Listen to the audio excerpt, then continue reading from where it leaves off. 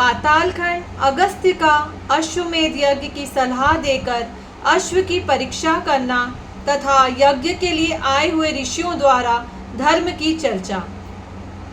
श्री राम बोले, विप्रवर, इक्ष्वाकु वंश में उत्पन्न हुए किसी पुरुष के मुख से कभी ब्राह्मणों ने कटु वचन तक नहीं सुना था, किंतु मैंने उनकी हत्या कर डाली। वर्ण और आश्रम के भेद से भिन्न भिन्न धर्मों के मूल है वेद और वेदों के मूल है ब्राह्मण। ब्राह्मण वंश ही वेदों की संपूर्ण शाखाओं को धारण करने वाला एकमात्र वृक्ष है। ऐसे ब्राह्मण कुल का मेरे द्वारा संहार हुआ है। ऐसी अवस्था में मैं क्या करूं जिससे मेरा कल्याण हो?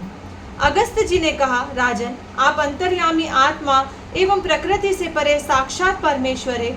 आप ही इस जगत के कर्ता, पालक और सहारक है।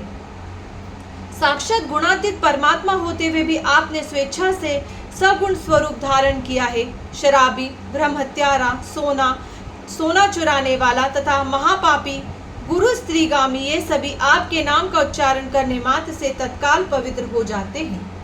महामते, ये जनक किशोरी भगवती सीता महाविद्या है, जिनके स्मरण मात्र से मनुष्य मुक्त होकर सद्गति प्राप्त कर लेंगे। लोगों पर अनुग्रह करने वाले महावीर श्री राम, जो राजा अश्वमेध यज्ञ का अनुष्ठान करता है, वह सब पापों के पार हो जाता है। राजा मनु, सगर, मरुत और नहुष नंदन, ययाति, ये आपके सभी पूर्वज यज्ञ करके परम पद को प्राप्त हुए हैं। महाराज, आप सर्वदा समर्थ हैं, अतः आप भी यज्ञ करिए।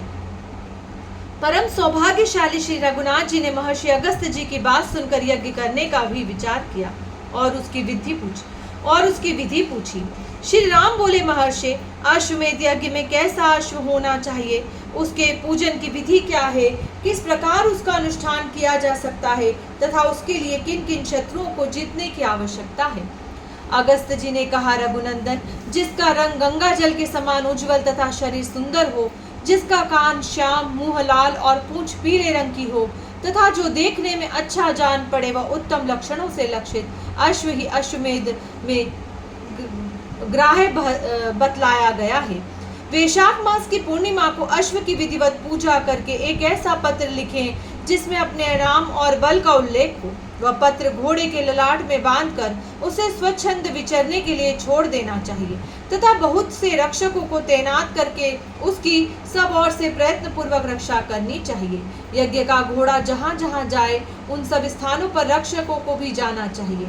जो कोई राजा अपने बल या पराक्रम के घमंड में आकर उस घोड़े को जबरदस्ती बांध ले, उससे लड़ भिड़ कर उस अश्व को बलपूर्वक छीन लाना रक्षकों का कर्तव्य है। जब तक अश्व लौट कर न आ जाए तब तक यज्ञकर्ता को उत्तम विधि एवं नियमों का पालन करते हुए राजधानी में ही रहना चाहिए। वह ब्रह्मचर्य का पालन करे और मृग का सिंह हाथ में धारण किए रहे। यज्ञ संबंधी व्रत का पालन करने के साथ ही 1 वर्ष तक तीनों अंधों और दुखियों को धन आदि देकर संतुष्ट करते रहना चाहिए। महाराज, बहुत सा अन्न और धन दान करना उचित है। याचक जिस जिस वस्तु के लिए याचना करे, बुद्धिमान दाता को उसे वही वही वस्तु देनी चाहिए। इस प्रकार का कार्य करते हुए यजमान का यज्ञ जब भली भांति पूर्ण हो जाता है तो वह सब पापों का नाश कर डालता है। शत्रु का नाश करने वाले रघुनाथ जी, आप यह सब कुछ करने, सब नियमों को पालने तथा अश्व का विधिवत पूजन करने में समर्थ है। अतः इस यज्ञ के द्वारा अपनी विशद कीर्ति का विस्तार करके दूसरे मनुष्यों को भी पवित्र कीजिए। श्री रामचंद्र जी ने कहा, विप्रवर, आप इस समय मेरी अश्वशाला का निरीक्षण कीजिए और देखिए उसमें ऐसे उत्तम लक्षणों से संपन्न घोड़े हैं या नहीं। भगवान की बात सुनकर दयालु महर्षि उठकर खड़े हो गए और यज्ञ के योग्य उत्तम घोड़ों को देखने के लिए चल दिए। श्री रामचंद्र जी के साथ अश्वशाला में जाकर उन्होंने देखा, वहां चित्र विचित्र शरीर वाले अनेकों प्रकार के अश्व थे जो मन के समान वेगवान और अत्यंत बलवान प्रतीत होते थे। उसमें ऊपर बताए हुए रंग के 1-2 नहीं सैकड़ों घोड़े थे जिनकी पूंछ पीली और मुख लाल थे। साथ ही वे सभी तरह के शुभ लक्षणों से संपन्न दिखाई देते थे। उन्हें देखकर अगस्त्य जी बोले, रघुनंदन, आपके यहाँ अश्वमेध के योग्य बहुत से सुंदर घोड़े हैं, अतः विस्तार के साथ उस यज्ञ का अनुष्ठान कीजिए। महाराज श्री राम, आप महान सौभाग्यशाली हैं देवता और असुर सभी आपके चरणों पर मस्तक झुकाते हैं, अतः आपको इस यज्ञ अनुष्ठान अवश्य करना चाहिए। मुनि के इस वचन से उन्होंने यज्ञ के सभी मनोहर संभार एकत्रित किए। तत्पश्चात महाराज श्री राम मुनियों के साथ सरयू तट पर आए और सोने के हलों से 4 योजन लंबी चौड़ी बहुत बड़ी भूमि को जोता। इसके बाद उन पुरुषोत्तम ने यज्ञ के लिए अनेकों मंडप बनवाए और योनि एवं मेखला से युक्त कुंड का विधिवत निर्माण करके उसे अनेकों रत्नों से सुसज्जित एवं सब प्रकार की शोभा से संपन्न बनाया। महान तपस्वी एवं परम सौभाग्यशाली मुनिवर वशिष्ठ ने सब कार्य वेद शास्त्र की विधि के अनुसार संपन्न कराया। उन्होंने अपने शिष्यों को महर्षियों के आश्रमों पर भेजकर कहलाया कि श्री रघुनाथ जी अश्वमेध यज्ञ का अनुष्ठान करने के लिए उद्धत हुए हैं, अतः आप सब लोग उसमें पधारे। इस प्रकार आमंत्रित होकर वे सभी तपस्वी महर्षि भगवान श्री राम के दर्शन के लिए अत्यंत उत्कंठित होकर वहां आए। नारद, असित, पर्वत, कपिल मुनि, जातुकर्ण, अंगिरा, आर्ष्टिशेन, अत्रि, गौतम, हारित, याज्ञवल्क्य तथा संव्रत आदि महात्मा भी भगवान श्री राम के अश्वमेध यज्ञ में आए। श्री रघुनाथ जी ने बड़े आनंद के साथ उठकर उनका स्वागत किया और उन्हें प्रणाम करके अर्घ तथा आसन आदि देकर उन सब की विधिवत पूजा की। फिर गो और सुवर्ण निवेदन करके वे बोले, महर्षियों, मेरे बड़े भाग्य है जो आपके दर्शन हुए। शेष जी कहते हैं, ब्रह्मन, इस प्रकार जब वहाँ बड़े बड़े ऋषियों का समुदाय एकत्रित हुआ तो उनमें वर्ण और आश्रम के अनुकूल धर्म विषयक चर्चा होने लगी। वात्स्यायन जी ने पूछा, भगवान, वहाँ धर्म के संबंध में क्या क्या बातें हुई, कौन सी अद्भुत बात बताई गई? उन महात्माओं ने सब लोगों पर दया करके किस विषय का वर्णन किया? शेष जी ने कहा, मुने, महापुरुषों में श्रेष्ठ दशरथ नंदन भगवान श्री राम ने सब मुनियों को एकत्रित देखकर उनसे समस्त वर्णों और आश्रमों के धर्म पूछे। श्री रघुनाथ जी के पूछने पर उन महर्षियों ने जिन जिन महान गुणकारी धर्मों का वर्णन किया उन सबको मैं विधि पूर्वक बतलाऊंगा, आप ध्यान देकर सुने। ऋषि बोले, ब्राह्मणों को सदा यज्ञ करना और वेद पढ़ना आदि कार्य करना चाहिए। वह ब्रह्मचर्य आश्रम में वेदों का अध्ययन पूर्ण करके इच्छा हो तो विरक्त हो जाए और यदि ऐसी इच्छा न हो तो गृहस्थ आश्रम में प्रवेश करें। नीच पुरुषों की सेवा से जीविका चलाना ब्राह्मण के लिए सदा त्याज्य है। वह आपत्ति में पड़ने पर भी कभी सेवा वृत्ति से जीवन निर्वाह न करे। संतान प्राप्ति की इच्छा से ऋतु काल में अपनी पत्नी के साथ समागम करना उचित माना गया है।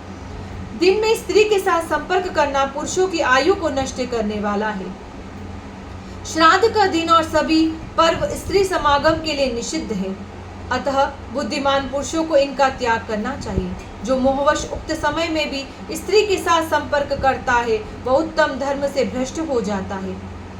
जो पुरुष केवल ऋतु काल में स्त्री के साथ समागम करता है तथा अपनी ही पत्नी में अनुराग रखता है, पराई स्त्री की ओर कुदृष्टि नहीं डालता, उस उत्तम गृहस्थ को ही इस जगत में सदा ब्रह्मचारी ही समझना चाहिए। स्त्री के रजस्वला होने से लेकर 16 रात्रियां ऋतु कहलाती है। उनमें पहली 4 रातें निंदित है, अतः उनमें स्त्री का स्पर्श नहीं करना चाहिए। शेष 12 रातों में से जो सम संख्या वाली अर्थात 6ठी और 8वीं आदि रातें हैं, उनमें स्त्री समागम करने से पुत्र की उत्पत्ति होती है तथा विषम संख्या वाली अर्थात 5वीं 7वीं आदि रात्रियां कन्या की उत्पत्ति करने वाली हैं। जिस दिन चंद्रमा अपने लिए दूषित हो उस दिन को छोड़कर तथा मघा और मूल नक्षत्र का भी परित्याग करके विशेषतः पुल्लिंग नाम वाले श्रवण आदि नक्षत्रों में शुद्ध भाव से पत्नी के साथ समागम करें। इससे चारों पुरुषार्थों के साधक शुद्ध एवं सदाचारी पुत्र का जन्म होता है। थोड़ी सी भी कीमत लेकर कन्या को बेचने वाला पुरुष पापी माना गया है। ब्राह्मण के लिए व्यापार, राजा की सेवा, वेदाध्ययन का त्याग, निंदित विवाह और नित्य कर्म का लोभ, ये दोष कुल को नीचे गिराने वाला है। गृहस्थाश्रम में रहने वाले पुरुष को अन्न, जल, दूध, मूल अथवा फल आदि के द्वारा अतिथि का सत्कार करना चाहिए। आया हुआ अतिथि सत्कार न पाकर जिसके घर से निराश लौट जाता है वह गृहस्थ जीवन भर के कमाए हुए पुण्य से क्षण भर में वंचित हो जाता है। गृहस्थ को उचित है कि वह बलि वैश्वदेव कर्म के द्वारा देवताओं, पितरों तथा मनुष्यों को उनका भाग देकर शेष अन्न का भोजन करे। वहीं उसके लिए अमृत है जो केवल अपना पेट भरने वाला है। जो अपने ही लिए भोजन बनाता और खाता है वह पाप का ही भोजन करता है। तेल में षष्ठी और अष्टमी को तथा मास में सदा ही आप पाप का निवास है। चतुर्दशी को क्षोर कर्म तथा अमावस्या को स्त्री समागम का त्याग करना चाहिए। रजस्वला अवस्था में स्त्री के संपर्क से दूर रहें। पत्नी के साथ भोजन न करें। एक वस्त्र पहनकर तथा चटाई के आसन पर बैठकर भोजन करना निषिद्ध है। अपने में तेज की इच्छा रखने वाले श्रेष्ठ पुरुष को भोजन करती हुई स्त्री की ओर नहीं देखना चाहिए। मुंह से आग को न फूके, नंगी स्त्री की ओर दृष्टि न डाले, बछड़े को दूध पिलाती हुई गौ को न छेड़े, दूसरे को इंद्रधनुष न दिखावे, रात में दही खाना सर्वदा निषिद्ध है, आग में अपने पैर न सेके, उसमें कोई अपवित्र वस्तु न डाले, किसी भी जीव की हिंसा तथा दोनों संध्याओं के समय भोजन न करे, रात्रि को खूब पेट भर के भोजन करना उचित नहीं है। पुरुष को नाचने, गाने और बजाने में आसक्ति नहीं रखनी चाहिए।